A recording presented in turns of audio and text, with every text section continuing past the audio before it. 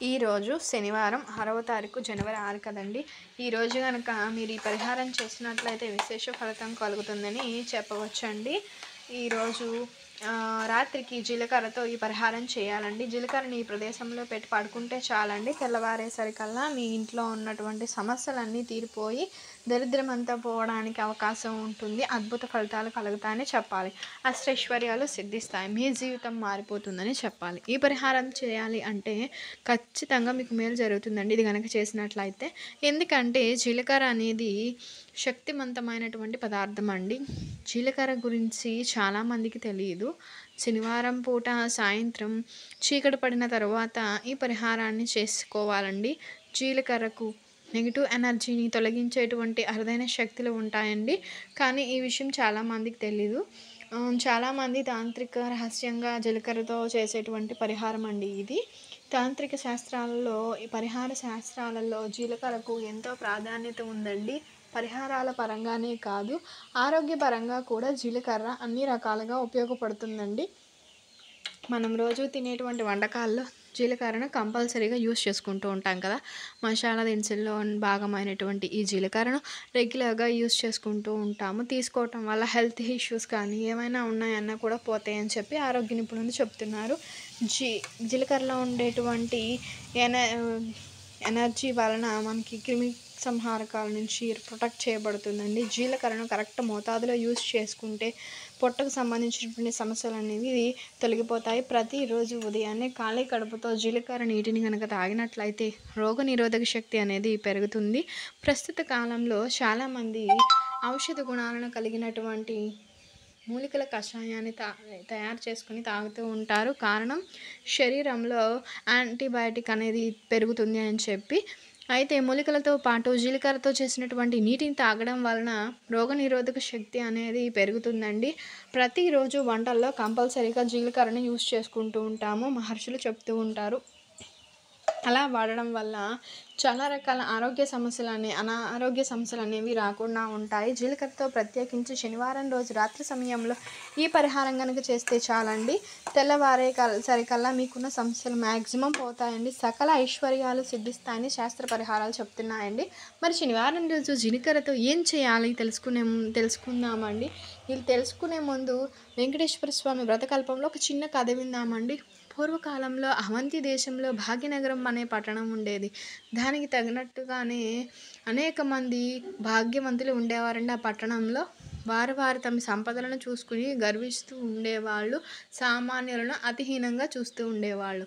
ఆ ఐశ్వర్యం అంతా కూడా తమ గొప్పే అని తలుస్తూ నిత్య పూజలు కాదు కదా, విశేష రోజుల్లో కూడా ఏ పూజలు చేసేవాళ్ళు కాదు. ఆ సృష్టికర్త శ్రీమన్నారాయణుడికి వీరందరికీ కూడా జ్ఞానోదయం కలిగించాలి అన్న ఉద్దేశంతో ఆ స్వామివారికి తెలిసింది.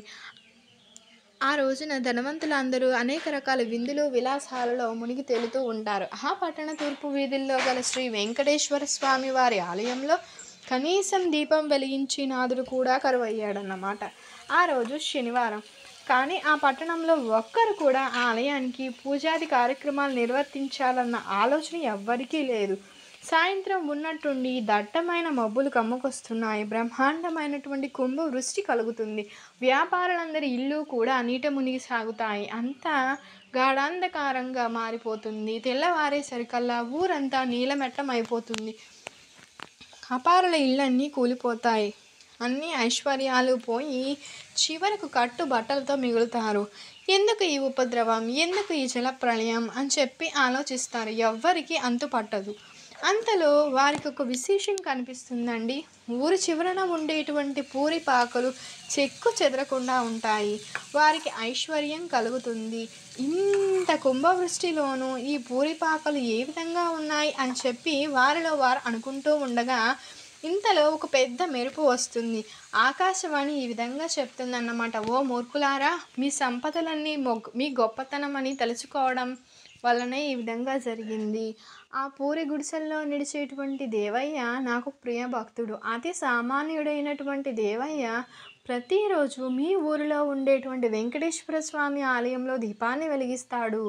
అంతేకాక తనకి వీలైనంతలో శ్రీ వెంకటేశ్వర స్వామి వ్రత కల్పాన్ని చేస్తూ ఉంటాడు. ఆ వ్రత ఫలితం వలనే తనతో పాటు తన గుడిసెలో వారందరూ కూడా రక్షింపబడ్డారు.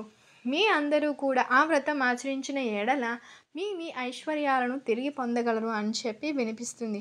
వెంటనే వారందరూ కూడా ఆలయానికి వెళ్ళి తక్షణమే అందరూ తలా ఒక పనికి పూనుకొని శ్రీ వెంకటేశ్వర వ్రత కల్పాన్ని ఆచరిస్తారు.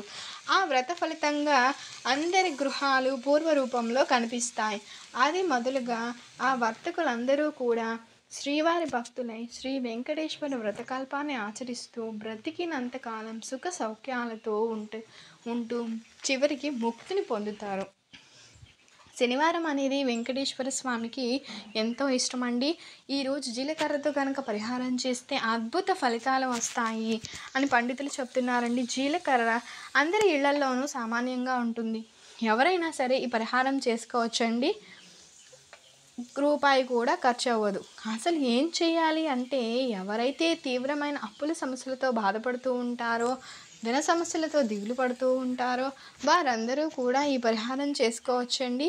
శనివారం రోజు రాత్రి చీకటి పడిన తర్వాత ముందు మీరు స్నానం చేయాలి.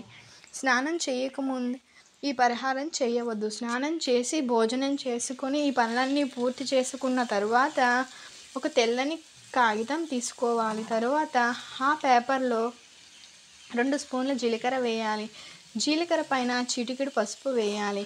తరువాత చిటికెడు పచ్చకర్పూరం కూడా ఈ పేపర్లో వేసుకుని చుట్టాలి. జీలకర్ర, పసుపు, కుంకుమ, పచ్చకర్పూరము ఇవన్నీ కూడా అద్భుతమైన పదార్థాలు, చాలా శక్తివంతమైన పదార్థాలు. వీటన్నిటినీ కూడా ఒక పొట్లంలాగా కట్టిన తర్వాత ఆ పొట్లాన్ని మీరు పడుకునే ప్లేస్లో దుండు కింద పెట్టుకోండి. పెట్టిన వెంటనే నిద్రపోవాలి కాబట్టి పడుకునే ముందు ఈ పరిహారం చేస్తే ఇలా తల దగ్గర పెట్టుకోవడం వల్ల మీ బ్రెయిన్లో ఉన్నటువంటి నెగిటివ్ ఆలోచనలన్నీ కూడా అది అట్రాక్ట్ చేసేస్తుందండి. ఆ పొట్లం అనేది మీ మానసిక ఒత్తిడి తగ్గుతుంది. మరునాడు ఉదయం నిద్ర లేవగానే ఈ పొట్లాన్ని తీసి కాల్చివేయండి. కర్పూరం, పసుపు, జీలకర్ర ఇవన్నీ బూడిద అయ్యే వరకు పూర్తిగా కాల్చేయండి. ఈ విధంగా కాల్చిన తర్వాత మిగిలిన బూడిదను ఫు అని చెప్పి గాలిలో ఊదేసేయాలి. శనివారం రోజు జీలకర్రతో ఈ విధంగా చేస్తే మీకుండేటువంటి కష్టాలైనా సరే పోతాయి. తెల్లవారేసరికి మీ ఇల్లంతా డబ్బుతో ఆరోగ్య సమస్యలు తీరిపోతాయి. ఈ పరిహారం చేసుకోవచ్చండి. కాబట్టి మీరు కూడా ఏమైనా సమస్యలు ఉంటే ఈ పరిహారం చేసుకోండి. రాత్రికి రాత్రి మీ జీవితం మారడానికి అవకాశం ఉంటుంది. అప్పటికప్పుడు కుబేరులు అవుతారని కాదు, కానీ మన సమస్యలు తిరిగే మార్గాలు మాత్రం కనిపిస్తాయని చెప్పవచ్చండి. మీకు కనుక ఈ వీడియో నచ్చినట్లయితే లైక్ చేయండి, షేర్ చేయండి, సబ్స్క్రైబ్ చేసుకోండి. కొత్తగా వాచ్ చేస్తున్నట్లయితే thank you for watching. Thank you so much.